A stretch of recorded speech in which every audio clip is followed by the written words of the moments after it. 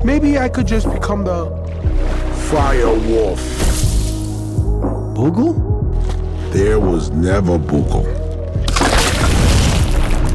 There was only ever me.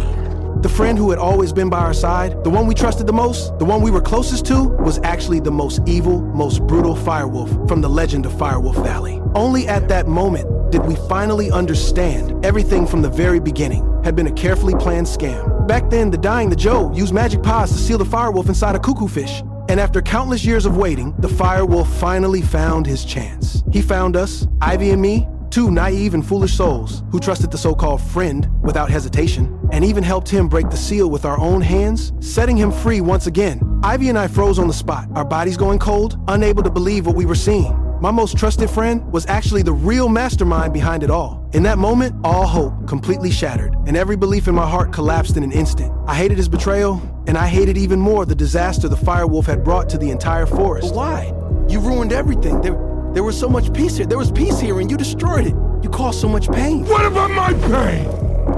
I was the runt of my litter, so my pack tossed me aside to die.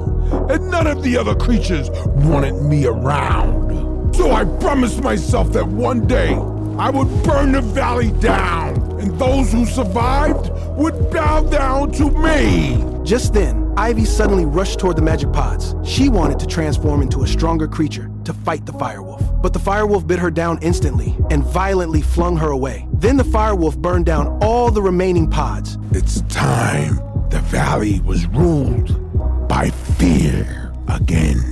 Now fully revived, he clearly wanted to reclaim everything that once belonged to him. But I didn't abandon Ivy. I dragged my weak body, desperately pulling her, even though she weighed several times more than me, step by step, struggling toward Bird Mountain. For an entire day and night, I never stopped and I never rested. With nothing but sheer willpower left, I finally brought Ivy back to Bird Mountain. Ivy? Help.